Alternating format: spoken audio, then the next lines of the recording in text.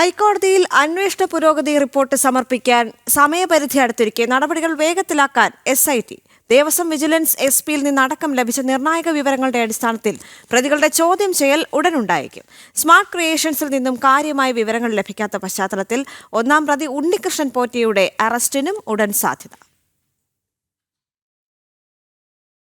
ശബരിമലയിലെ സ്വർണ്ണക്കവർച്ചയിൽ ഹൈക്കോടതി നിയോഗിച്ച പ്രത്യേക അന്വേഷണ സംഘം നടപടികൾ തുടരുകയാണ്. അന്വേഷണം 5-ാം ദിവസത്തേക്ക് കടന്നതോടെ നടപടികൾ വേഗത്തിലാക്കാനാണ് SIT-യുടെ ആലോചന.